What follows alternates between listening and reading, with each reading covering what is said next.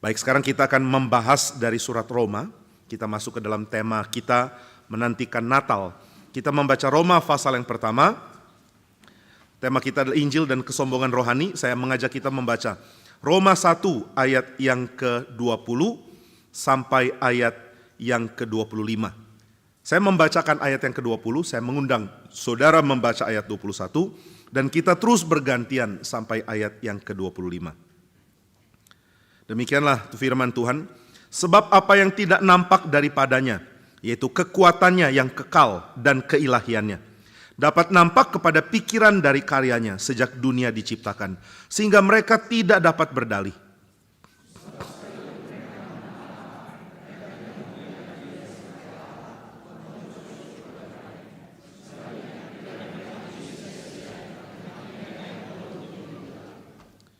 Mereka berbuat seolah-olah mereka penuh hikmat, tetapi mereka telah menjadi bodoh.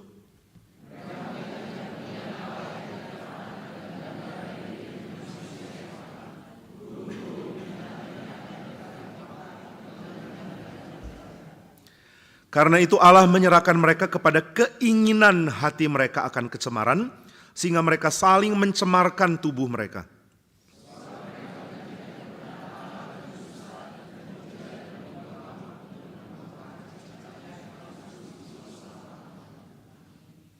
Mari kita berdoa.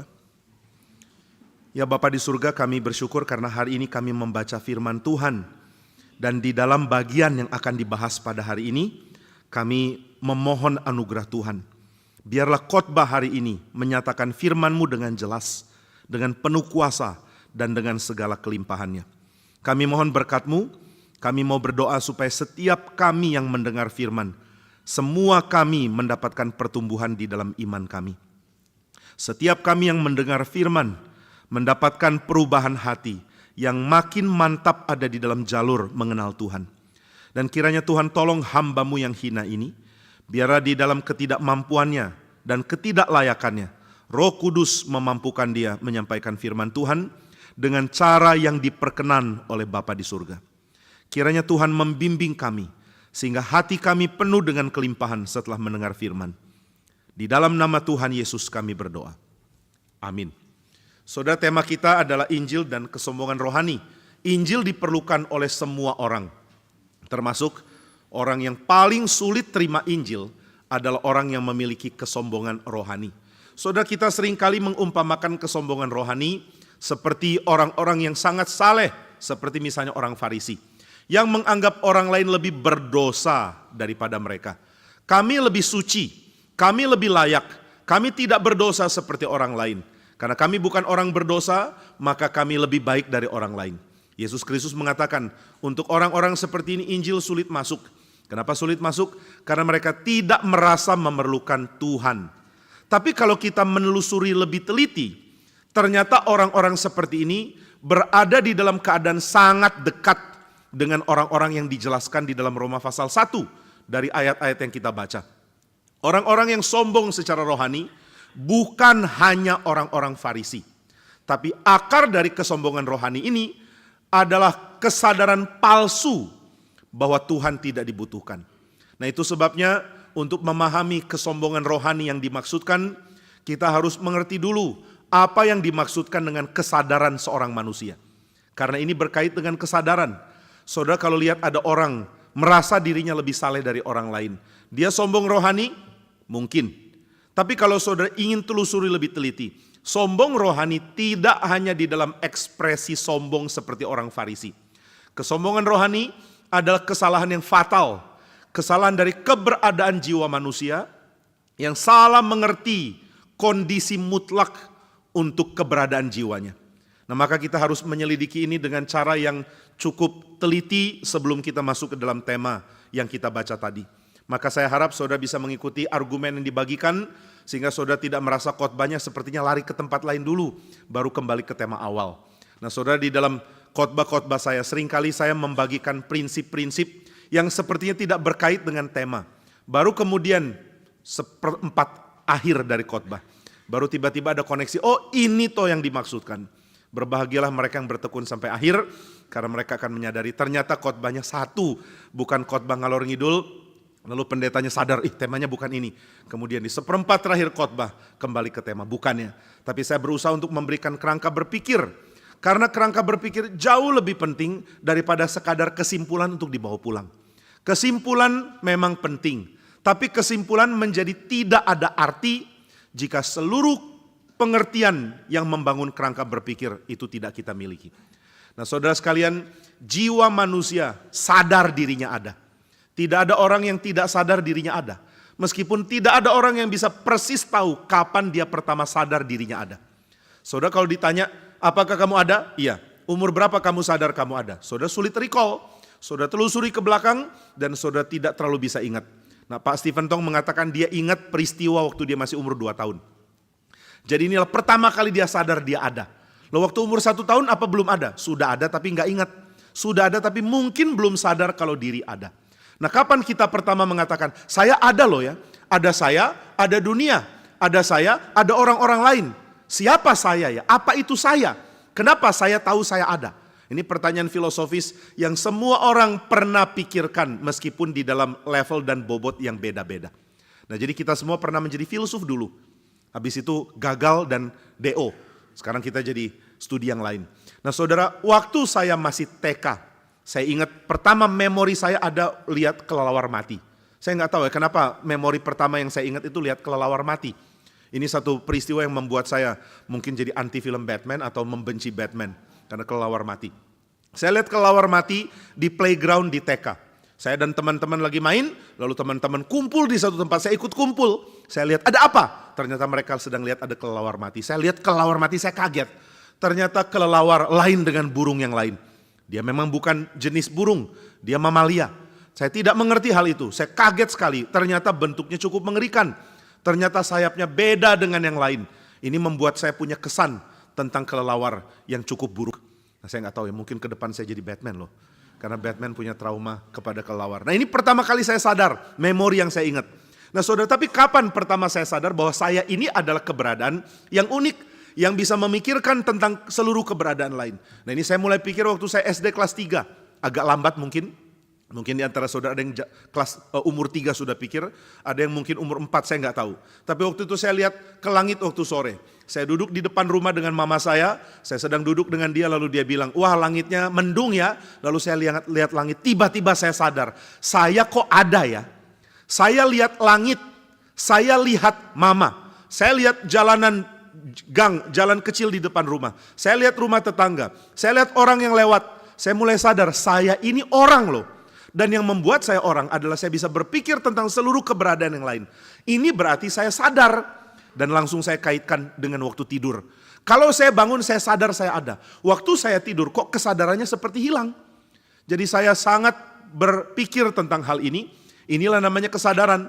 Jiwa manusia mulai berpikir tentang kesadarannya. Waktu dia pikir tentang kesadarannya, ada hal yang otomatis dia pahami untuk membuat kesadarannya bisa digali. Apa hal otomatis yang dia sadari?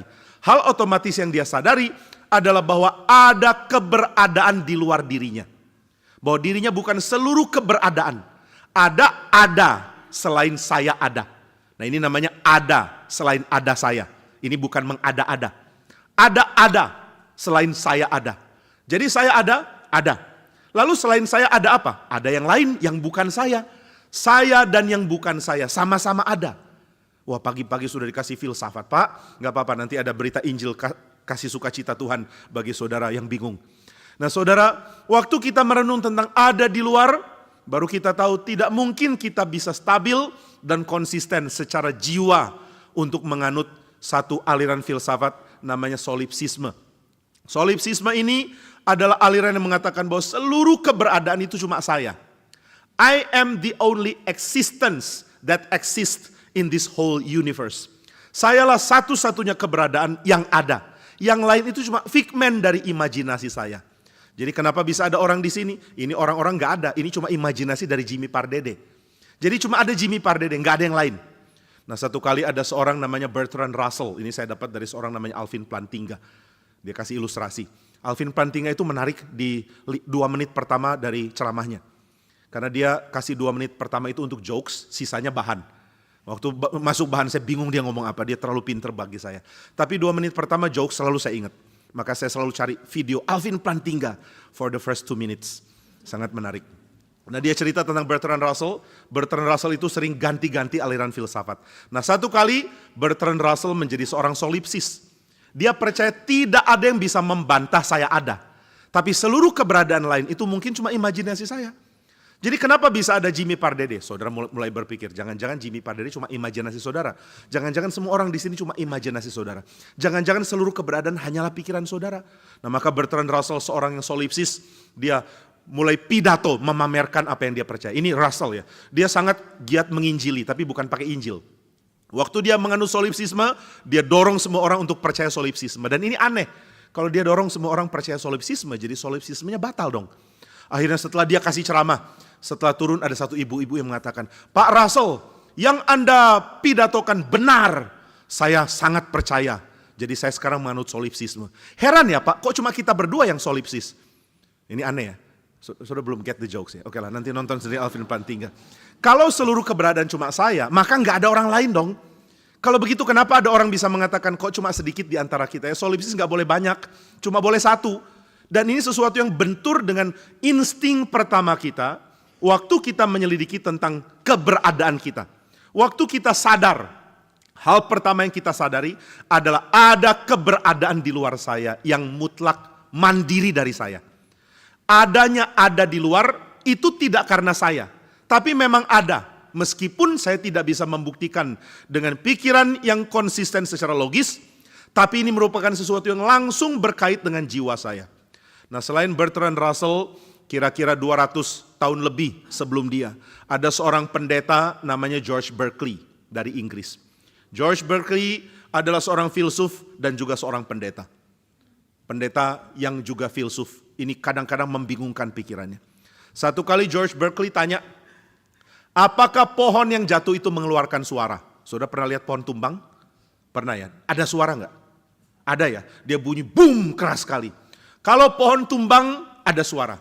Nah George Berkeley tanya, umpama ada di sebuah hutan, ada satu pohon, nggak ada orang lihat, nggak ada orang ada di situ. Dia jatuh, kira-kira bersuara nggak? Sudah bersuara dong, tahu dari mana? Biasanya kan bersuara, tapi pohon ini bersuara nggak? Jangan-jangan suaramu itu cuma, suara pohon jatuh itu cuma muncul di dalam imajinasimu. Pohon jatuh, boom, kenapa tahu suaranya boom? Saya dengar, yakin kamu dengar? Iya. Jadi pohon jatuh ada suara karena kamu dengar atau memang pohon jatuh memang otomatis ada suara? Ini membingungkan ya. Oke lah sebelum makin bingung saya kembali ke tema kita aja. Saudara nanti baca sendiri Russell dan Berkeley. Tapi kalau pikiranmu makin kacau jangan salahkan saya ya. Saya cuma mendorong saudara yang sendiri menyesatkan diri. Nah saudara, waktu kita bilang saya ada, saya sadar. Hal pertama yang kita sadari itu bukan diri kita loh. Hal pertama yang kita sadari adalah ada keberadaan di luar kita. Itu sebabnya ketika saudara sadar saudara ada, kesadaran saudara itu bukan tentang saudara. Kesadaran saudara adalah tentang hal-hal di luar saudara. Oh ada langit biru, oh ada rumah orang lain, oh ada diri orang lain. Nah itu sebabnya salah satu argumen yang kuat dari Alvin Plantinga untuk keberadaan Tuhan adalah dia mengatakan kamu tidak mau terima keberadaan Tuhan. Tapi kamu tidak mungkin punya jiwa yang sehat kalau kamu tidak terima keberadaan orang lain. Saudara menurut saudara saya ini ada atau enggak? Ada dong. Kalau saya tanya Pak Sengto, saya ada nggak? Kok tahu? Kelihatan, apakah hanya yang dilihat saja yang membuat Bapak yakin saya ada? Jangan-jangan saya cuma figment dari imajinasi Bapak. Bahwa seluruh alam semesta sebenarnya hanyalah pikiran dari seorang agung bernama Pak Sengto. Dia mengatakan, kalau gitu ya saya gila Pak. Saya yakin Bapak ada. Kenapa bisa yakin? Ya karena itulah jiwa saya. Begitu lihat orang lain, saya percaya eksistensi orang lain. Plantinga balikkan dengan mengatakan kalau begitu. Ketika engkau tanya sama orang yang bertuhan, kenapa kamu yakin Tuhan ada? Saya jawab hal yang sama. Karena itu adalah bagian dari jiwa sehat saya. Saya secara otomatis percaya eksistensi Tuhan. Loh nggak bisa begitu, orang lain saya lihat, Tuhan kan nggak saya lihat. Tapi engkau lihat hasilnya. Engkau juga nggak pernah lihat Vladimir Putin langsung kan. Siapa di sini pernah lihat Putin langsung? Salaman dengan dia atau belanja barang antri di jalur bayar di hypermart misalnya. Begitu lagi antri, depan ada Putin loh. Putin lagi belanja, beli barang-barang Rusia gitu ya. Lalu saudara lihat ya, halo Pak Putin. Oh halo. Bisa Indonesia? Tiasa. Oh bagus. Lagi belanja apa? Lagi belanja kebutuhan pokok. Kan lagi ribut-ribut, nanti siapa tahu harus masuk bunker. Nah saudara sudah pernah ketemu Vladimir Putin, saudara mengatakan, saya percaya Putin itu real. Kenapa real? Sudah ketemu. Tapi saudara kan belum pernah ketemu. Kok tahu dia real? Ya lihat di TV. Kok tahu TV nggak menipu? Siapa tahu AI. Selama ini Putin cuma AI. Enggak, saudara mengatakan, sudahlah saya tahu itu real. Begitu engkau korek-korek, suruh saya meragukan, baru saya jadi goyah. Tapi insting pertama saya adalah menyadari orang lain real. Coba lihat anak saudara yang masih kecil, kalau yang masih punya anak kecil. Yang sudah enggak ya sudahlah, memori aja. Nah saudara, waktu anak kecilmu lihat engkau, dia tahu engkau ada. Dia bisa diajak senyum, dia bisa diajak bereaksi, meskipun dia tidak memikirkan tentang bukti keberadaan saudara.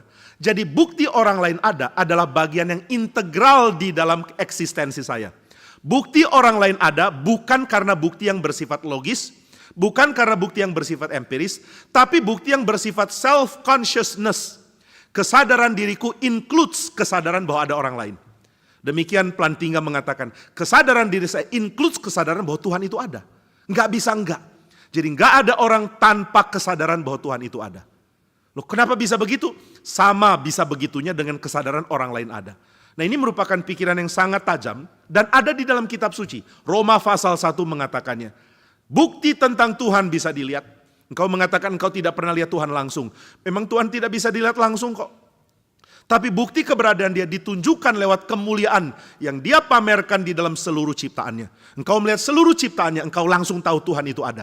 Tahu dari mana? Karena dia menciptakan semua ini. Dan semua ini memamerkan kemuliaannya Tuhan. Lalu kenapa ini bisa langsung terkoneksi dengan saya mengatakan Tuhan ada? Karena jiwamu disiapkan untuk menampung fakta bahwa Tuhan ada. Maka di dalam pengertian dari kesadaran, kita tahu Tuhan ada. Sebab kesadaranku termasuk kesadaran akan adanya Tuhan. Nah ini poin yang penting sekali ya. Saya sadar karena ada sesuatu di luar saya. Saya sadar saya ada karena ada orang lain yang juga berinteraksi dengan saya. Saya sadar saya ada karena di dalam kesadaran diri saya, di dalamnya termasuk kesadaran Tuhan itu ada. Kita ini satu paket. Tuhan menciptakan kita untuk sadar ada keberadaan di luar kita. Tuhan menciptakan kita untuk sadar ada orang lain selain kita. Tuhan menciptakan kita untuk sadar ada Tuhan selain saya. Nah maka kesadaran manusia itu begitu kompleks dan perlu interaksi dengan orang lain.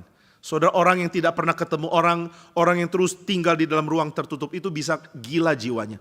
Dan ini teknik penyiksaan yang sangat kejam. Ketika orang dibuang, dikurung di dalam satu tempat, tidak diizinkan ketemu orang lain, dia bisa mengalami mental breakdown yang parah sekali. Nah maka jiwa manusia di dalamnya sudah satu paket dengan mempersepsi bahwa apa yang saya pahami, saya persepsi dari luar itu real. Orang lain yang berinteraksi dengan saya juga real. Tuhan yang berinteraksi dengan saya lewat ciptaannya juga real. Nah maka ketika orang tahu ada orang lain, dia akan bersikap di dalam cara yang pantas untuk orang lain. Orang yang tahu ada benda lain di luar dirinya, dia akan bersikap dengan cara yang pantas dengan apa yang dia temukan di dalam keberadaan yang lain. Kalau saudara tahu ada yang lain, saudara akan mulai set jiwa saudara untuk berlaku pantas dengan menginclude kehadiran dari keberadaan yang lain. Saudara kalau jalan di pinggir jurang, di sebelah kanan sudah dekat sekali dengan jurang. Saudara lihat jurang, saudara tahu jurang ada karena saudara lihat. Tapi jiwa saudara nggak mungkin biasa. Jiwa saudara langsung mengalami kegoncangan. Langsung mengingatkan, jangan jalan terlalu pinggir. Saudara ketika pertama kali tim dari GRI Bandung tangani Kapin di daerah Bada. Nah itu kami pergi dari Tentena dan perlu 6,5 jam untuk sampai ke Bada. Sekarang jalanan sudah dibuat bagus dan dari Tentena untuk sampai ke Bada cuma 1,5 jam. Jadi bayangkan ya, bisa dicapai 1,5 jam, tapi dulu sebelum jalan diperbaiki 6 jam, 6,5 jam. Kenapa bisa begitu lama? Karena jalanannya jelek, jalanannya rusak dan sering kali ada longsor. Sebelah kanan longsor, sebelah kiri ada gundukan tanah hasil longsoran dari atas. Nah bayangkan ketika kami survei pertama kali ini, pertama kali saya pergi ke sana, dan kami naik kendaraan yang memang biasa bolak-balik Bada ke Tentena. Supirnya sampai sekarang masih diingat namanya. Supirnya itu namanya Pak Citra. Kenapa bisa ingat ya? Karena ada pengalaman traumatik yang saya alami. Kita dari tim STEMI sering bercanda kalau sudah sampai sana, mau naik apa ke Bada? Citra Air. Maksudnya mobil yang dikemudikan oleh Pak Citra ini. Kenapa dia begitu populer di kalangan tim STEMI? Karena dia setir mobil di jalur Tentena Bada, seperti dia setir mobil di jalan Karawaci ke Jakarta. Seperti jalan biasa. Dia jalan, setir mobilnya, kalau kita ajak ngomong juga dia ngomong dengan santai, dan dia orang yang sopan, kalau ngomong dengan kita dia akan lihat mata kita. Tapi kan dia setir mobil kalau lihat mata orang lain gimana ya? Dan ini bukan jalan biasa, di depan jurang. Kemudian ketika kita jalannya sangat kacau, hatiku sangat kacau. Dan mobil itu perlu diikat rantai supaya nggak selip, bannya maksudnya. Nah jadi mobilnya jalan, kadang ada gundukan, kadang ada lumpur, lalu sebelah kanan itu jurang. Dan seringkali ada tempat yang sudah longsor. Dia santai aja. Lalu saya tanya, itu nggak akan longsor ya? Dia bilang bisa aja. Bisa aja. Ini kok nggak tahu cara menenangkan orang ya? Wah kalau gitu kita bisa jatuh mati ya? Baru minggu lalu ada pendeta lewat sini, mobilnya jatuh mati. Ngomong pendeta lagi, untung waktu itu saya belum dipendetakan, jadi saya agak sedikit aman. Nah, lewat jalur itu dengan tenang dia setir mobil, tapi kita sudah bereaksi panik semua. Tapi ya namanya orang reform kan kita sudah punya kepercayaan, kepastian, keselamatan. Malu dong kalau ketahuan takut, jadi kita semua sok berani. Pak Jimmy sebelah sana jurang ya? Iya Pak. Gimana perasaannya Pak? Biasa. Biasa seperti orang lain ketakutan maksudnya. Nah saudara, kenapa saya takut? Karena saya sadar ada keberadaan. Saya sadar keberadaan ini real. Dan saya sadar saya harus bersikap hati-hati. Nah itu namanya kesadaran. Kesadaran selalu berinteraksi dengan yang lain. Dan kesadaran selalu akan membuat saya berinteraksi dengan cara yang khusus. Demikian saudara berinteraksi dengan pribadi yang lain. Saudara berinteraksi dengan anak, saudara akan punya mode interaksi yang beda dengan saudara berinteraksi dengan orang dewasa. Setiap kita ya, kalau nanti keluar dari kebaktian ketemu dengan Pak Adi dan anaknya, nggak apa-apa pakai contoh Pak Adi ya. Saudara pasti akan bersikap, anaknya lucu ya, mau cubit pipinya. Tapi saudara nggak akan bersikap itu ke bapaknya kan. Begitu lihat Pak Adi lucu ya, mau cubit pipinya. Nggak bisa. Cara saudara bersikap ditentukan secara spesifik. Bersikap kepada anak kecil, lain dengan bersikap kepada papanya. Bersikap kepada seorang presiden, lain dengan bersikap kepada orang yang rendah. Bukan karena membedakan, tapi karena kita belajar memberikan penghargaan. Bukan dengan cara menghina orang yang rendah, tapi dengan cara memberikan perlakuan spesial kepada orang yang tinggi. Yang rendah tidak boleh dihina, tapi orang yang tinggi wajar dong kalau kita berikan penghormatan. Anak-anak ketemu orang yang lebih tua akan bersikap sopan. Anak-anak muda kalau lagi duduk, kemudian orang tua masuk, tidak ada lagi tempat duduk. Dia otomatis berdiri mempersilakan orang yang lebih tua. Silakan duduk di tempat duduk saya. Itu cara wajar untuk berinteraksi. Nah saudara, kalau kita wajar berinteraksi dengan alam, wajar berinteraksi dengan sesama manusia. Bagaimana kewajaran berinteraksi dengan Tuhan? Nah kesombongan rohani adalah ketika kita mengabaikan kewajiban interaksi dengan Tuhan. Tidak perlu berinteraksi dengan Tuhan, tidak perlu ada perubahan sikap. Dengan demikian keberadaan Tuhan mulai disingkirkan dan diberikan tempat yang minor. Dan ini sangat keterlaluan karena kita tahu bagaimana berinteraksi dengan alam ciptaan Tuhan, namun kita sengaja menutup pintu interaksi waktu kita berpikir dan berinteraksi dengan Tuhan. Saudara, siapa sih orang yang gak tahu kalau Tuhan Maha hadir? Tapi kenapa ya kita tidak sadar bahwa kita sedang hadir di hadapan wajah Tuhan. Kita tidak sadar kalau Tuhan lihat apa yang kita lakukan. Kita tidak sadar kalau Tuhan tahu apa yang kita pikirkan. Kita selalu sembarangan, kita tetap melawan, kita tetap berontak kepada Dia. Maka saudara, sebelum kita mengatakan, ya sombong rohani, puji Tuhan Pak, Bapak bahas sombong rohani, cocok banget Pak untuk papa saya yang gak mau ke gereja. Ini tema sombong rohani, cocok sekali untuk teman saya yang sombong. Ini cocok sekali untuk pendeta-pendeta yang sok suci. Ini cocok sekali untuk orang Kristen yang kayak orang Farisi, merasa orang lain lebih berdosa. Ini bukan cuma cocok untuk mereka, ini juga cocok untuk saya. Ini juga cocok untuk saudara. Karena kita pun seringkali salah berinteraksi dengan Tuhan, dan interaksi dengan Tuhan yang meminimalize, yang meminimize, yang membuat kita tidak perlu serius memikirkan respons. Itulah kesombongan rohani. Saudara, kita bisa sangat ngeri lihat orang sombong kepada orang yang terlalu besar, jauh melampaui dia. Kadang-kadang kita rasa geli ya kalau lihat film di mana ada satu orang yang baru belajar sedikit sudah sombong sama yang ahli. Dan biasanya ini ada di film-film bela diri, film kungfu misalnya.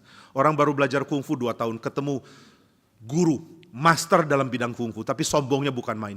Waktu jalan petantang-petenteng. Nah saya gak tahu apa yang ditenteng oleh orang petantang-petenteng. Jalan dengan sombong, Jalan seolah-olah dia paling kuat, paling jago. Tapi katanya orang yang sudah sangat ahli di dalam bela diri, jalannya itu rendah hati, suka membungkuk sedikit. Ini kata film ya, apakah benar seperti ini atau enggak saya enggak tahu. Saya kurang banyak berinteraksi dengan para master kungfu. Nah saudara, yang sombong ketemu orang langsung bilang, apa kamu? Mau apa lu? Sombong sekali. Sedangkan yang sudah jago ketemu orang sabar sekali. Begitu senggolan dengan orang, maafkan saya salah. Memang kamu salah, lain kali jangan begitu. Iya, lain kali saya enggak begitu. Selesai. Ini yang sudah menguasai kungfu sampai kitab yang ke-158 gitu misalnya. Nah sedangkan orang yang baru belajar, senggolan sedikit, ayo berantem. Kamu berani senggol saya, mari kita selesaikan di jalan. Selesaikan sampai salah satu dari kita terjatuh. Waduh, sombongnya bukan main. Maka orang yang kurang bisa kontrol emosi, itu belum belajar kungfu sampai kitab ke-100. Baru belajar sedikit sudah sombong bukan main.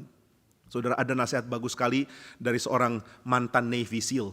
Dia mengatakan kepada seluruh pria di luar sana, jika engkau ditantang berkelahi di tempat umum, larilah. Engkau adalah orang bijak untuk menghindari perkelahian. Hanya orang bodoh yang lakukan street fight. Kenapa hanya orang bodoh? Karena hanya orang bodoh yang tidak punya apa-apa untuk diperjuangkan selain nama baiknya yang tidak dipedulikan oleh siapapun di jalan. Saudara, kalau mobil saudara dilewatin orang lain, langsung emosi. Kenapa emosi? Karena namaku, harga diriku. Gak ada yang peduli. Habis itu juga orang lupa, gak ada yang ingat. Kecuali saudara bikin masalah, nanti orang akan foto nomor mobil saudara dan diviralkan. Nah itu lain.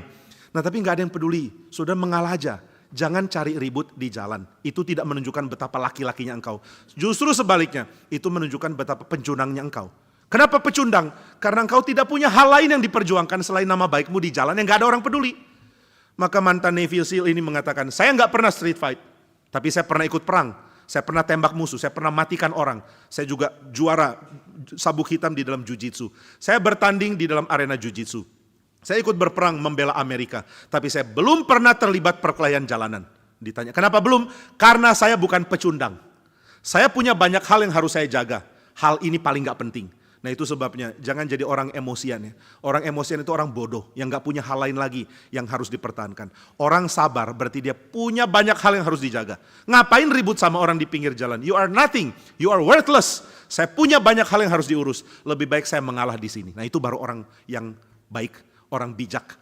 Nah maka saudara sekalian, ketika kita berinteraksi, kita cuma tahu emosi, kita cuma tahu marah. Itu tandanya kita adalah orang yang bodoh. Nah itu sebabnya kadang-kadang kita melihat gambaran orang yang tidak terlalu punya banyak hal yang bisa dibanggakan. Justru sombongnya bukan main. Orang yang mempunyai begitu banyak pengetahuan seperti begitu rendah hati. Dan kita menjadi sangat geli sama orang sombong yang gak ada apa-apanya. Sama orang penting kok berani sombong. Satu kali saya bersama dengan salah satu pendeta senior saya tapi masih muda dari GRII. Ya waktu itu saya duduk berdua. Kalau saya nggak salah ingat pendeta Ivan ya, pendeta Ivan dengan saya, pendeta Ivan Kristiono. Kami lagi duduk di dalam satu pertemuan di mana ada orang-orang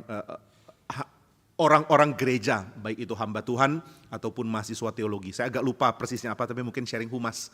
Nah kemudian ada satu orang duduk dekat saya, lalu tanya saya, kalian pendeta bukan? Waktu itu kami belum pendeta. Waktu itu kalau saya nggak salah praktek. Kemudian saya mengatakan, enggak saya mahasiswa. Oh mahasiswa ya. Nah dia asumsikan sebelah saya juga mahasiswa, padahal ini dosen. Pak Ivan sudah lebih dulu masuk STT, sudah jadi dosen dan sudah jadi hamba Tuhan. Lalu dia mengatakan, mahasiswa apa? Saya bilang mahasiswa teologi. Oh, nah dia ternyata baru lulus teologi. Dia mulai memberikan pengarahan bagi kami. Berdua dengar ya. Waktu itu Pak Ivan nggak dengar, jadi saya harap semoga nggak dengar. Tapi dia bilang, ya udah nanti kasih tahu sama temanmu ya, ada banyak prinsip yang kamu harus tahu. Oh oke. Pertama-tama cara berkhotbah. Oh oke, cara berkhotbah. Waktu berkhotbah ya, jangan tidak tatap mata orang. Dia juga tatap mata saya seperti mau makan saya. Jangan tidak tatap mata orang. Oke, lalu lakukan khotbah itu harus dengan suara lantang dan saya udah lupa lah prinsipnya apa. Dia bagikan. Kemudian yang gak sempat bicara lanjut dia mengatakan, tolong kasih tahu sama temanmu itu ya. Saya bilang, ini bukan teman saya, ini senior saya. Bayangkan kalau saya lanjutkan mengatakan, Pak ada yang mau kuliahin engkau cara berkhotbah. Lalu saya tanya balik, kamu sendiri sudah melayani di mana? Dia bilang saya baru lulus kemarin. Oh sudah khotbah di mana? Bentar lagi akan khotbah. Belum pernah khotbah sudah suruh orang kasih tahu bagaimana khotbah. Nah sudah mulai rasa ya, orang kalau kurang rendah hati itu menggelikan sekali. Dia pikir dia hebat, Dia pikir dia ahli di dalam segala hal. Mirip anak TK yang mengajari seorang profesor fisika bahwa kalau apel dilempar ke atas nanti jatuh ke bawah. Profesor mengatakan, aduh itu semua orang juga tahu nak, nggak usah ngomong gitu ya. Nah saudara, waktu kita lihat orang sombong kita rasa geli, rasa emosi, tapi juga rasa menghina orang sombong itu. Tapi kita semua sombong sama Tuhan. Kita tidak anggap dia layak untuk diperhatikan. Kita tidak pernah anggap dia serius. Nah maka masalah kesombongan rohani adalah masalah yang inherent, ada di dalam diri semua orang yang sudah berdosa, meskipun ekspresinya beda-beda. Nah ekspresi yang beda ternyata perlu penanganan beda. Maka coba kita perhatikan apa ekspresi kita, dan mari kita lihat bagaimana Injil menangani kesombongan rohani. Saudara, ekspresi pertama dari kesombongan rohani adalah perasaan self-sufficient. Tidak memerlukan Tuhan, meskipun secara pengakuan kalau dia orang Kristen, dia sih mengaku dia perlu Tuhan. Kami perlu Tuhan tapi tidak mengejar pengenalan akan Tuhan. Orang-orang seperti ini akan mengatakan kami perlu firman-Nya, tapi mereka tidak pernah merasa perlu memperbaiki diri kalau mereka membaca Alkitab dan tidak mengerti. Saudara, kalau anak kita baca buku matematik, baca PR matematik nggak ngerti, kita langsung kebakaran jenggot, padahal nggak ada jenggotnya. Kita langsung mengatakan, nak kamu nggak ngerti matematik, nggak ngerti ini PR-nya sulit. Langsung kita panik, kita ajar dia atau bahkan kita cari guru les. Ayo ada yang bisa ajar anak saya matematik, gawat kalau dia nggak ngerti. Tapi berapa banyak dari kita yang kalau anak kita baca Alkitab dan mengatakan, "Pa, aku nggak ngerti loh ini artinya apa." Langsung panik, lalu langsung tanya gereja, ada les Alkitab nggak? Ada nggak PA untuk anak-anak? Ada nggak cara untuk anakku bisa ngerti Alkitab? Enggak loh, paling kita ngomong sama anak, oh kamu nggak ngerti nak, papa juga nggak ngerti nak. Udahlah biasa, kan kita bukan pendeta. Memang kamu besar mau jadi pendeta ya nak? Enggak sih Pak, nah aman. Weh sekarang lihat matematikmu gimana? Gitu kan, matematik lebih penting daripada pencipta matematik. Sains lebih penting daripada pencipta sains. Ini kesombongan. Tidak merasa perlu Tuhan. Saudara, perlu tidak pernah tidak diekspresikan. Ketika seorang mengatakan I need you, saudara akan tanya, kalau ini pacar ya, you need me? Really? Kok nggak pernah tanya? Kok nggak pernah telepon? Kok nggak pernah komunikasi? Iya karena saya memendam dalam-dalam perasaan butuh ini. Itu perasaan palsu. Saudara, orang mengatakan aku perlu Tuhan, tapi mana ekspresi perlu Tuhannya? Berapa kali engkau mengemis kepada dia? Berapa kali engkau datang dengan memohon? Seringkali kita datang sebagai Tuhan yang minta kok, bukan sebagai orang mengemis yang mohon. Tuhan saya udah minta loh, kenapa Tuhan gak kasih? Saya sudah minta sehat, kenapa gak sehat-sehat? Tuhan sudah, saya minta supaya saya sembuh, kenapa belum sembuh? Itu bukan mental pengemis, itu bukan perlu. Itu namanya bosi. Saya menjadi pemimpin, Tuhan harus taat sama saya. Itu gak benar. Nah maka manusia gagal mengerti kesombongan rohani yang diekspresikan lewat perasaan self-sufficient. Sudah terpenuhi semua. Kenapa masih perlu Tuhan? Kenapa mesti ibadah hari Minggu? Semua terlengkapi kok. Kenapa aku harus cari Tuhan? Saya perlu makan, makanan tersedia. Saya perlu uang ada. Saya perlu beli rumah ada. Saya perlu beli baju, ada uang untuk beli berapa banyak baju. Jadi kenapa saya harus datang ke Tuhan? Tuhan adalah pribadi yang boleh ada, boleh tidak. Nah saudara, ini sesuatu yang jahat sekali. Sebab ketika kita hidup, semua yang mensupport hidup kita itu dari Tuhan. Setiap tarikan nafas kita itu Tuhan yang berikan. Tapi kita masih berani mengatakan, I am self-sufficiently explored my life. Saya sudah menjalankan hidup saya, mengeksplorasi hidup saya dengan kebutuhan semua saya penuhi dari diri saya. Maka karena kita tidak perlu Tuhan, kita tidak datang kepada Dia. Karena kita tidak perlu Tuhan, kita tidak pernah menikmati mengemis kepada Dia. Karena kita tidak perlu Tuhan, kita tidak pernah tahu apa rasanya hidup dalam kekurangan dan diberikan kelegaan oleh berkat Tuhan. Nah saudara, banyak orang yang self-sufficient, itu orang yang kaya. Makanya orang kaya sering disindir, ditegur, bahkan dihardik, bahkan dibilang celaka di dalam kitab suci. Ini bukan berarti semua orang kaya seperti itu. Berbahagialah orang yang walaupun kaya tetap rasa dirinya sangat-sangat perlu Tuhan. Tapi orang baru punya sedikit uang langsung rasa saya nggak perlu Tuhan. Saya ada kok semuanya. Dan semua orang menggunakan uang sebagai pengukuran apakah Tuhan dekat atau jauh. Selama masih ada uang aman. Begitu uang menurun baru mulai panik, Tuhan apakah engkau meninggalkan aku? Loh uangmu Tuhanmu kah? Begitu uangmu berkurang langsung rasa Tuhan meninggalkan. Adakah di antara kita yang berani mengatakan, saya beriman kepada Tuhan, uangku boleh ada boleh tidak, Tuhan harus ada. Kalau saudara belum bisa mengatakan begini, saudara masih belum perlu Tuhan. Masih punya perasaan self-sufficient yang besar. Nah maka kelompok pertama yang sombong rohani adalah orang yang merasa self-sufficient. Saya cukup dalam diri sendiri. Saya bisa berpikir, saya bisa berprestasi, saya bisa kerja, saya bisa kerjakan apapun yang bisa menghasilkan uang. Saudara jangan lupa ya, otak kita bekerja dengan cara yang sangat rumit, sehingga ahli otak pun masih belum ngerti otak. Ada lelucon ya, ada seorang dokter ahli bedah otak, ditanya, apa pekerjaanmu yang paling sulit? Dia mengatakan, putar otak. Maksudnya memutar otak orang di bedah, bukan putar otak sendiri itu maksudnya. Orang yang ngerti cara kerja otak makin bingung, otak kita itu sangat rumit, sangat complicated. Bahkan makin selidiki makin hati-hati sama otak. Makanya orang yang kurang ngerti pentingnya otak, enggak rasa otak penting. Termasuk kalau orang naik sepeda motor tanpa pakai helm. Nah ini kan khasnya orang Indonesia, karena orang Indonesia itu mentalnya sih enggak baja, bertengkorak baja. Tengkoraknya baja kok. Tapi saudara harap kita sadar tengkorak baja enggak menolong juga, karena waktu otak terbentur sama tengkorak, dia bisa rusak.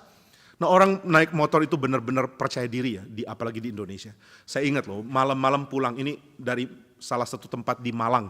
Jadi di pinggiran Malang, kami siapkan untuk KKR regional. Waktu pulang jalannya gelap sekali, nggak ada lampu sama sekali, selain lampu dari mobil kita.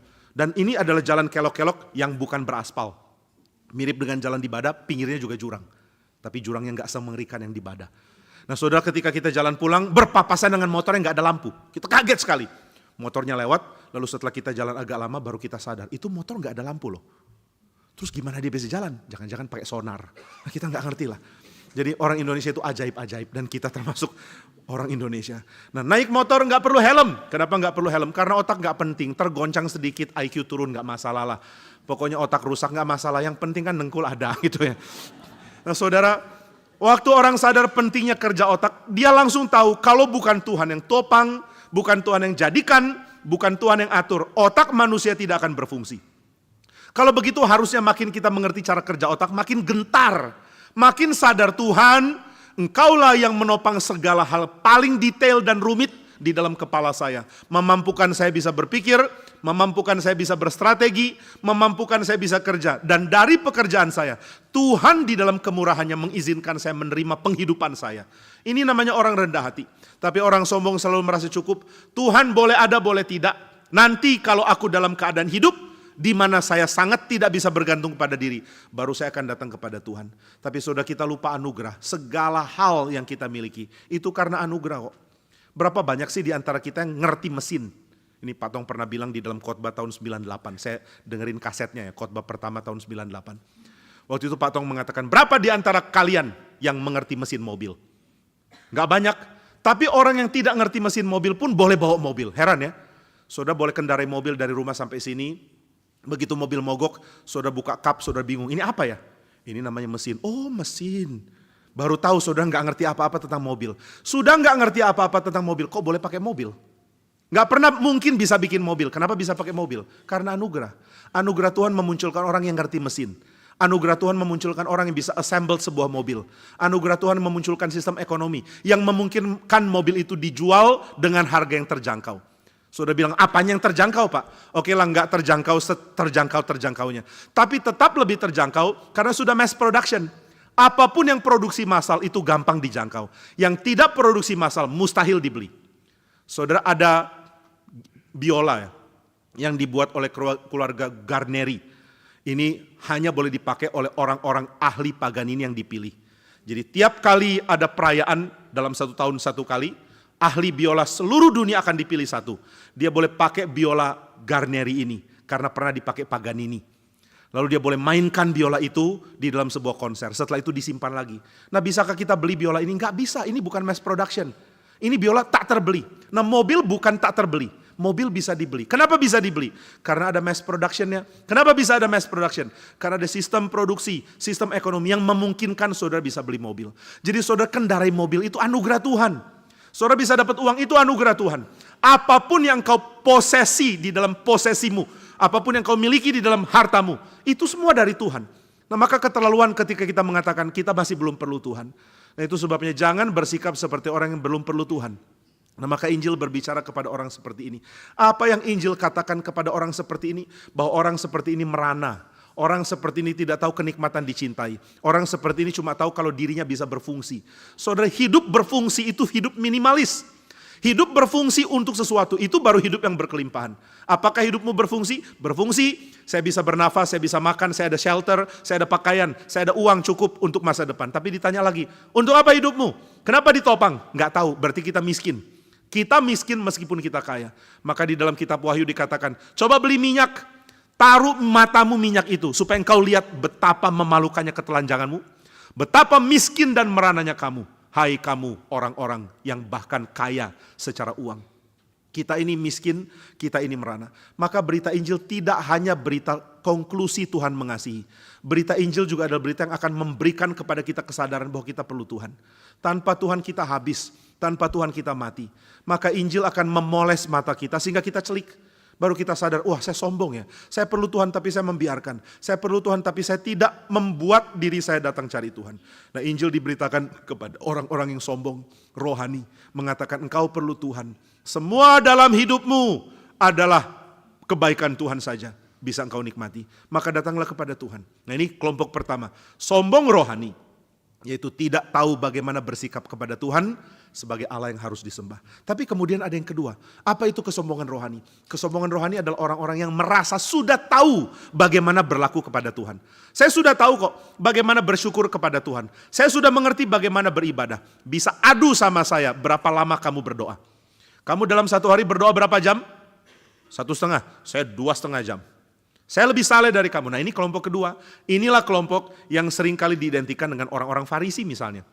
Tapi sebelum saudara dan saya menghajar orang Farisi dengan pikiran-pikiran yang negatif, harap kita mengerti dulu. Orang Farisi adalah orang-orang yang sadar bahwa Israel hanya mungkin dipulihkan oleh Tuhan kalau orang-orang Israelnya saleh dan menyembah Tuhan dengan setia. Maka orang Farisi ini dengan giat akan ajak orang lain untuk saleh dan hanya menyembah Tuhan. Saudara, orang Farisi adalah kelompok humas terkuat di sepanjang sejarah manusia. Bagus juga loh kalau mereka ada di GRII ya. Waktu kita bilang, waduh gentar nih. Kenapa gentar? Nanti tanggal 24 Desember di arena 16.000 orang harus dikumpulkan. Orang-orang ini akan bilang, cuma 16? Cuma katamu? Masa 16.000 aja repot? Susah. Kami akan gerak mati-matian. Kami akan demo di Monas. Kami akan teriak untuk bawa orang ke arena. Nah mereka ini sangat berani dan mereka sangat rajin. Mereka kunjungi orang satu-satu. Yesus bahkan mengatakan kamu pergi menyeberang laut untuk pertobatkan satu orang. Hanya untuk bikin orang itu lebih jahat dari kamu. Jadi mereka rajin. Kenapa mereka rajin? Karena mereka punya visi. Kenapa mereka punya visi? Karena mereka baca kitab suci. Mereka mengatakan Israel hanya akan pulih kalau kita setia menyembah Tuhan dan hanya Tuhan. Sayangnya Israel belum pulih-pulih. Kenapa belum pulih-pulih? Karena Israel tidak menyembah Tuhan. Gimana supaya menyembah Tuhan? Mari kita ajar. Nah ini orang Farisi. Kita lain kan? Kita cuma tahu marah-marah tapi kita nggak ada usaha. Kita mengatakan gereja kita kurang setia sama Tuhan. Yang berdoa kurang banyak. Tapi pertanyaan berikutnya. Apa yang kamu lakukan? What is your effort? Apa yang kau kerjakan untuk bikin orang lebih setia berdoa? Nothing. Kita cuma bisa marah-marah dan do nothing. Orang Farisi nggak seperti itu. Mereka marah-marah dan mereka do everything. Nah maka mereka bukan orang yang boleh dihina loh. Mereka orang yang jauh lebih baik dari kebanyakan kita. Atau mungkin dari semua kita. Kenapa mereka baik? Karena mereka punya visi yang benar. Lalu apa sih salah mereka? Salah mereka adalah mereka anggap kelompok mereka lebih baik dari yang lain. Nah ini yang jadi problem. Yang jadi problem selalu menganggap diri lebih baik dari orang lain. Ini problem. Nah inilah kesombongan rohani model yang kedua. Model yang kedua adalah orang yang tahu bagaimana berlaku kepada Tuhan. Tapi menganggap kemampuan dia berlaku kepada Tuhan sebagai satu pertanda strata sosial. Apa yang ada dalam masyarakat? Ada orang saleh, ada orang salah. Ada orang yang setia kepada Tuhan, ada orang yang mengkhianati Tuhan. Kami kelompok yang setia dan mereka melakukan itu demi mempunyai struktur, kedudukan di dalam struktur sosial. Nah ini yang membuat rusak. Kesombongan rohani itu bukan kegigihan ikut Tuhan. Kegigihan ikut Tuhan itu hal baik. Kesombongan rohani bahkan bukan kegigihan ikut Tuhan demi mengharapkan penyertaan Tuhan. Di dalam Mazmur Daud sendiri mengatakan, saya setia kepada Tuhan, saya tidak berdosa kepadamu, saya menjaga tanganku dari tindakan-tindakan yang jahat. Dan Tuhan menyertai saya. Saudara mungkin mengatakan, Daud keterlaluan loh. Kamu kan pernah berzina, kamu kan pernah bunuh orang, kamu pernah berdosa. Tapi Daud mengatakan, saya kembali kepada Tuhan dan saya kejar kembali hidup kudus. Ini penting untuk kita pahami. Pertobatan itu bukan perubahan status. Pertobatan adalah kesungguhan untuk mengejar hidup yang baru itu. Nah maka di dalam pertobatan ada kesungguhan mengatakan, saya sekarang akan hidup suci. Dan Tuhan akan berkati saya. Masa sih ada timbal balik? Kok transaksional sekali ya? Memang ada unsur transaksional juga. Dan ini bukan hal yang buruk. Tuhan yang membuka kemungkinan untuk ini. Jika engkau setia, aku akan memberkati engkau. Coba lihat, jika engkau setia dalam perpuluhan, kata Tuhan di dalam kitab Maleakhi. Silakan uji saya. Kamu berikan perpuluhanmu. Lihat, apakah aku menutup tingkap-tingkap langit? Selama ini langit tertutup, hartamu begitu sulit berkembang. Semua ladangmu kering dan mati karena langit tidak mencurahkan hujan. Kenapa tidak curahkan hujan? Karena kamu tahan perpuluhanmu. Sekarang berikan perpuluhanmu dan silakan uji saya. Apakah saya tetap akan hukum kamu dan berikan kekeringan? Tidak. Nah, ini bukan teologi sukses ya. Ini ada konteks. Tuhan mengatakan, saya akan berkati kamu, jangan khawatir. Dan begitu engkau memperhatikan pekerjaanku, aku akan lebih lagi memperhatikan engkau. Saya percaya ini loh. Saudara, ini bukan semacam jualan obat supaya orang kasih persembahan lebih banyak. Bukan. Ini adalah sesuatu yang saya sendiri praktekkan. Saya berusaha untuk meyakinkan diri dan memang ini benar, Alkitab mengatakan bahwa jika saya memperhatikan Tuhan lewat uang, Tuhan juga akan perhatikan kebutuhan saya yang perlu dipenuhi dengan uang. Jangan takut, Tuhan akan penuhi. Tapi jangan abaikan pekerjaan Tuhan. Ini prinsip penting sekali. Nah, maka orang yang setia di dalam perpuluhan, orang yang setia hidup suci lalu mengatakan, Tuhan berkati loh, saya sudah setia. Dia berhak minta itu loh. Bukan hal yang salah. Lalu apa yang salah dengan tindakan rohaninya orang Farisi? Yang salah adalah mereka menganggap diri mereka lebih baik dari yang lain. Ini problem yang besar. Saudara harus hidup saleh. Tapi bagaimana ya mempunyai kehidupan saleh, tapi tetap tidak rasa diri lebih baik dari orang lain. Ini penting. Bagaimana saya mengejar di perkenan Tuhan, tapi tetap menganggap diri tidak lebih baik dari orang lain. Apa kuncinya? Kuncinya itu Injil. Injil akan mengatakan, engkau diterima oleh Tuhan, oleh karena Tuhan lebih dulu buka jalan. Tuhan lebih dulu mengubah hatimu. Saudara, saya kalau ditanya ya, bagaimana bisa berbalik dari dosa? Saya sulit menjawab, karena yang saya tahu adalah Tuhan mengubah hati saya. Saya nggak bisa sombong mengatakan, saya lebih baik dari orang lain. Orang lain berdosa nggak balik-balik, keterlaluan. Saya berdosa dan saya balik. Kenapa bisa balik? Nggak tahu. Saya tidak lebih baik dari orang lain. Tuhan mengubah hati saya. Jadi saya tidak pernah boleh sombong. Saya tidak pernah boleh mengatakan aku lebih baik dari engkau dalam hal berespons. Karena bahkan untuk berespons pun perlu hati yang diubah. Kadang-kadang kita perlu punya pengalaman di mana kita ingin berubah tapi nggak bisa. Karena hati kita begitu keras. Keras di dalam hawa nafsu dosa. Atau keras di dalam kesombongan. Atau keras di dalam pembenaran diri. Atau apapun itu. Baru kita sadar hatiku begitu keras. Bagaimana bisa dilembutkan? Kemudian kita jadi sadar apa yang dikatakan di dalam Yeskiel dan di dalam Yeremia. Tuhan mengatakan kalau saya tidak bertindak, hatimu akan keras terus. Hanya karena saya bertindak, engkau akan punya hati yang baru. Tuhan mengubah hati kita. Nah saudara, ini jalannya bagaimana ya? Saya nggak tahu. Yang saya tahu hanyalah orang yang mengemis kepada Tuhan memohon untuk hatinya diubah. Nggak mungkin Tuhan tinggalkan. Orang yang mendoakan orang lain untuk hatinya diubah. Nggak mungkin doanya tidak Tuhan dengar. Bagaimana hati bisa diubah? Hanya oleh Tuhan. Kalau begitu bagaimana ya supaya Tuhan mau ubah hati? Mari datang mengemis kepada Dia. Mari berdoa. Mari minta. Saudara punya orang tua yang keras gak mau terima Injil. Doakan terus. Saudara punya anak yang keras gak mau percaya Tuhan. Coba doakan terus. Tuhan akan tergerak oleh doa kita. Dan ketika Tuhan tergerak, Tuhan ubah hati. Baru kita tahu Tuhan yang bekerja. Agustinus adalah seorang yang hatinya sudah keras. Pikirannya dipenuhi dengan segala cara untuk membuat dia mau jadi orang terhebat di dalam ilmu retorika. Hatinya sudah berpaut pada dunia dan hawa nafsu. Seperti sudah tidak ada harapan dia dibalikkan. Tapi ibunya terus berdoa dengan air mata. Bahkan ketika dia bicara dengan Ambrosius ya, seorang bishop di Milan. Ambrosius mengatakan, jika ada ibu mendoakan anak dengan air mata sebanyak engkau, dia tidak mungkin diabaikan oleh Tuhan. Tinggal tunggu dengan sabar, Tuhan akan jawab doamu. Kenapa Tuhan jawab doa? Karena air mata yang kau berikan begitu besar untuk anakmu. Saudara, kita lihat orang lain hatinya keras. Atau diri kita sendiri hatinya keras. Tapi kenapa Tuhan belum ubah? Karena ternyata kesombongan rohani yang pertama masih ada pada kita. Kita gak perlu Tuhan. Tandanya kita gak perlu Tuhan adalah kita doa seadanya. Kita ingin orang bertobat tapi doa yang kita berikan itu sekadarnya. Bahkan kadang-kadang cuma sedikit sempalan untuk doa makan. Tuhan terima kasih untuk makanan ini, kami bersyukur untuk makanan ini. Oh by the way Tuhan, tolong ubahkan hati anak saya ya. Thank you so much, dalam nama Tuhan Yesus selesai. Amin. Itu doa kok pendek banget. Keseriusan memintanya gak ada. Saudara, Tuhan pernah mengatakan kepada murid-murid. Waktu itu Tuhan naik ke atas gunung, lalu ada transfigurasi. dengan ada dia membawa Yohanes, Petrus, dan Yakobus. Lalu ketika mereka turun, ternyata ada seorang anak yang digoncang oleh roh jahat. Kemudian mau diusir roh jahatnya nggak bisa. Nah saudara, anak diganggu roh jahat. Ini di dalam konsepnya budaya lokal Yesus waktu itu. Bukan budaya Yahudi murni. Ini budaya sudah interaksi dengan budaya lokal di Palestina. Orang percaya kalau setan itu akan merasuk sesuai levelnya. Jadi setan akan merasuk orang berbadan besar, berarti ini setan lebih mengerikan. Setan yang merasuk anak itu setan kecil juga. Nah ini tentu nggak ada dasar Alkitab ya. Masa ada setan gede, setan kecil. Setan besar merasuk orang besar. Setan kecil merasuk anak-anak. Nah sekarang murid-murid dapat kelimpahan ada anak kerasukan setan. Mungkin orang tuanya mengatakan, ini anak kita kerasukan setan. Ya sudah kasih ke murid Yesus, nggak usah ke gurunya. Ini kecil kok.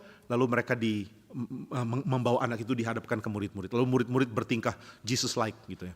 Pokoknya kalau Yesus lihat begini, biasanya dia bertingkah gini, tangannya begini. Ini kan murid selalu gitu kan. Hal pertama yang diikuti dari gurunya adalah gaya. Konten belum, tapi gaya dulu. Kalau orang mau ikutin Pak Tong adalah marahin orang jalan-jalan. Kayak Jimmy Pardede gitulah gitu ya. Konten belum ada, marahin orang terus. Nah saudara, demikian murid-murid Yesus, ikuti Yesus. Yesus kalau lihat ada orang kerasukan, matanya tajam melihat, kita juga ikut-ikutan tajam. Lalu Yesus mengatakan, hai iblis enyalah saya perintahkan. Murid-murid ikut, hai iblis enyalah saya perintahkan. Nggak keluar, setannya nggak pergi, mereka kebingungan. Coba kamu bisa nggak? Coba dulu, setan keluar. Setan bilang, mau. Murid berikutnya, setan keluar. Ntar lagi masih ngantuk. Setan keluar, besok. Setan keluar, kapan-kapan. Setan keluar, nggak mau apa. Waduh mereka stres. Waktu Yesus turun, Yesus hardik, setannya pergi. Mereka kaget, kok engkau bisa, kami enggak. Yesus mengatakan jenis ini hanya bisa diusir dengan berdoa dan berpuasa. Nah kita salah ngerti, oh ternyata ada kategori setan ya. Yang ini khusus ini harus doa dan puasa. Bukan, yang Yesus katakan adalah kamu tidak bergantung sama Tuhan. Kamu berharap kamu bisa melakukan pelayanan apapun, gak bisa. Tapi bergantungnya kita bergantung seadanya sih. Ada satu orang datang ke saya ini udah lama doakan papa saya, dia belum bertobat juga. Saya tanya, kamu pernah menangisi, doa sampai nangis? Dia bilang, masa doa sampai nangis? Enggak lah, ini berarti belum. Kita masih merasa enggak perlu Tuhan. Saudara kalau kita perlu ya, kita akan mengemis. Belajarlah mengemis sama Tuhan. Nah itu namanya meniadakan kesombongan pertama. Lalu kesombongan kedua, saya lebih baik dari orang lain. Bagaimana caranya ini dihancurkan? Hanya kalau Tuhan berikan kita hati yang baru. Inilah konsep Injil. Injil berarti Tuhan akan memberikan berita yang akan dipersepsi dengan penuh ucapan syukur oleh orang yang punya hati yang baru. Berarti Injil ada syarat dong, ada hati yang baru. Dari mana hati yang baru? Tuhan yang berikan. Kapan Tuhan berikan? Ketika sudah ada interaksi dengan Injil. Maka hal pertama yang kita nanti dari orang yang dengar Injil adalah perubahan hatinya. Saudara tidak berinteraksi dengan orang memberitakan Injil untuk menaklukkan pikirannya. Karena dia bisa kalah debat, tapi dia nggak bisa jawab saudara, tapi dia nggak jadi orang Kristen kok. Berkali-kali orang berdebat mengalahkan orang lain dalam berdebat, tapi tetap nggak kena. Sudah kalah debat kok nggak mau jadi Kristen? Karena kekristenan bukan hanya tentang kemenangan intelektual atau konsistensi berpikir atau kekuatan kerangka berpikir, meskipun itu benar. Tapi kekristenan adalah tentang perubahan hati. Nah Injil diberikan dan orang yang sombong rohani hatinya berubah. Hal apa yang pertama akan membuat orang yang sombong berubah setelah dengar Injil? Hal yang paling membuat mereka berubah. Bukan kesadaran akan dosa mereka, itu nanti akan muncul. Tapi hal paling pertama yang akan membuat mereka berubah adalah kesadaran bahwa Tuhan sangat serius mengejar mereka. Ini akan bikin orang yang sombong hatinya mulai goyah. Saya lebih baik dari yang lain. Saya lebih baik. Kalau engkau benar lebih baik, kenapa Tuhan begitu eager untuk mengubah kamu? Something wrong with you. Dan Tuhan terus dengan gencar mengejar kamu. Maka ketika orang sadar Tuhan begitu serius memenangkan dia, baru dia sadar something wrong with me. Ada yang salah dengan saya. Nah saudara bagaimana ya ketika Tuhan mengatakan ayo bertobat. Saudara bilang gak perlu bertobat, saya oke kok. Ayo kembali, gak perlu, saya oke. Lama-lama saudara mulai sadar Tuhan kok sangat concern. Tuhan begitu gencar mau kejar saya. Berarti ada sesuatu dalam diri saya yang harusnya membuat dia jauh dari saya. Tapi dia terus ngotot supaya saya bertobat. Nah ini mulai menyadarkan orang akan kesombongannya. Kesombongannya disadarkan justru dengan kengototan Tuhan mengejar dia. Dari mana Tuhan bisa ngejar orang dengan orang lain?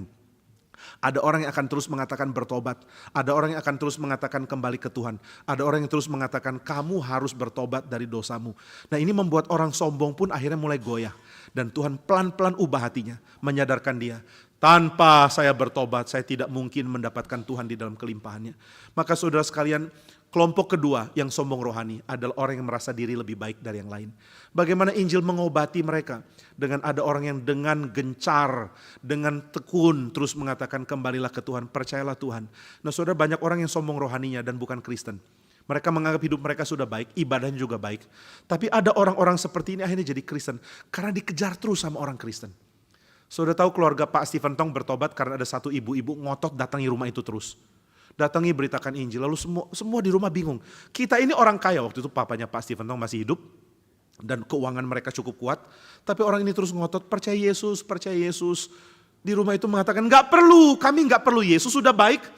Nah mereka berada dalam keadaan mereka pikir mereka baik. Tapi orang ini terus kejar, terus kejar. Lalu ada momen di mana mereka sadar mereka bukan orang yang kuat. Yaitu ketika salah satu dari anak mereka sakit parah. Dan ibu ini mau mendoakan.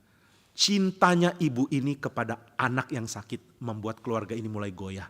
Akhirnya mereka bertobat jadi Kristen. Dan karena mereka jadi Kristen akhirnya ada Pak Stephen Tong. Dan karena ada Pak Stephen Tong tanggal 24 malam sore ada kebaktian di arena, jangan lupa. Nah saudara, semua ini terjadi karena ada orang ngotot ngejar mengatakan kamu perlu Kristus. Nah maka marilah kita jadi orang yang penuh dengan ketekunan untuk mengejar orang kembali kepada Tuhan. Karena ketika orang yang sombong rohani terus dikejar, dalam anugerah Tuhan dia mulai sadar ada yang salah dengan saya ya. Dan dia mulai refleksikan dirinya. Waktu itu dia mulai sadar dia adalah orang yang perlu Tuhan. Ketika itu hatinya sudah mulai diubahkan.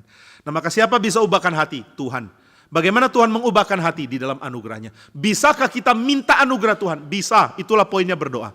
Apa sih poinnya berdoa? Mengemis anugerah. Kita mohon Tuhan, kami tidak layak dapat, tapi kami kejar terus, kami minta anugerah-Mu. Maka saudara, meskipun anugerah diberikan oleh Tuhan kepada siapa dia mau, tapi Alkitab juga mengatakan, Tuhan tidak pernah tutup telinga dari permohonan orang yang siang malam berseru kepada dia. Ini prinsip harus diambil dan diterima juga. Kita orang reform sangat percaya anugerah Tuhan di dalam kedaulatannya. Siapa mau aku berikan belas kasihan, kepadanya aku akan berikan belas kasihan. Siapa aku keraskan hati, dia akan aku keraskan hatinya. Itu benar. Tapi juga di sisi lain, Tuhan mengatakan, jika ada orang siang malam berseru kepadaku, bagaimana mungkin aku tidak membenarkan dia? Bagaimana mungkin aku tidak menyetujui permintaan dia? Mari datang ke Tuhan dan meminta Tuhan mengubah segala kesombongan rohani. Termasuk kesombongan rohani kita sendiri. Nah sekarang kita sampai pada bagian terakhir, yaitu kesombongan rohani kambuhan. Kesombongan rohani kambuhan ini kesombongan rohani yang munculnya kagetan. Kadang muncul, kadang enggak. Orangnya enggak sombong, tapi bisa muncul kesombongan seperti ini.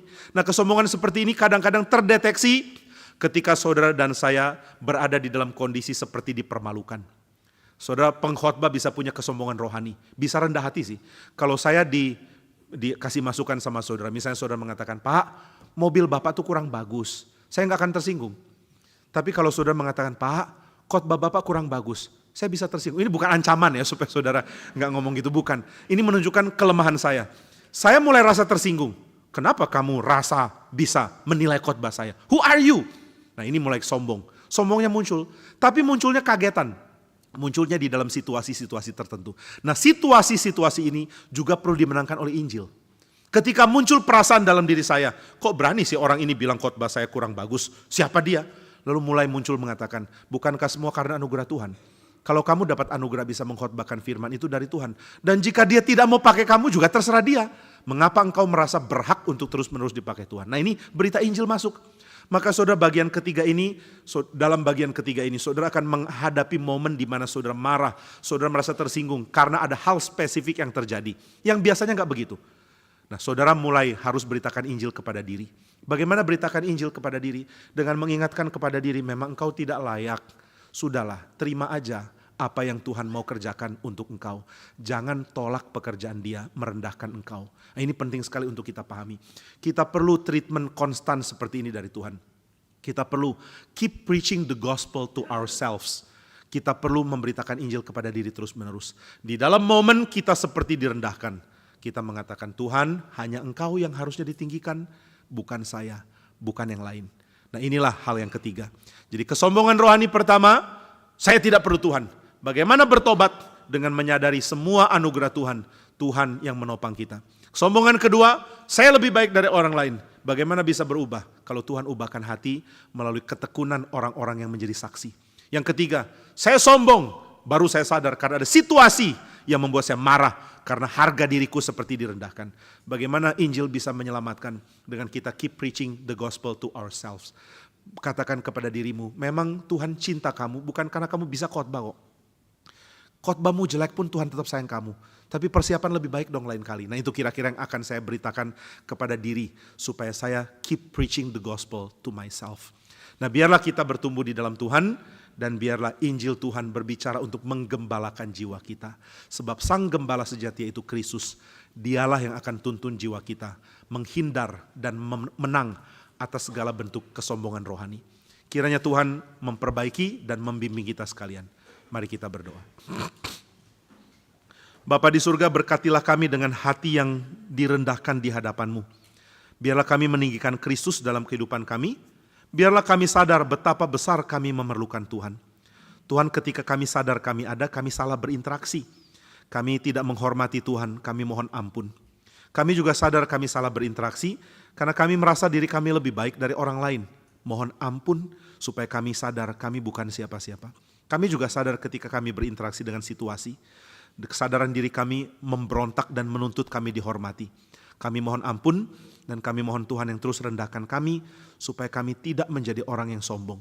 Tolong kami supaya Injil terus berbicara kepada kami, menjauhkan kami dari hal-hal yang mendukakan hati Roh Kudus. Terima kasih untuk anugerah-Mu ya Tuhan. Dalam nama Tuhan Yesus kami berdoa. Amin.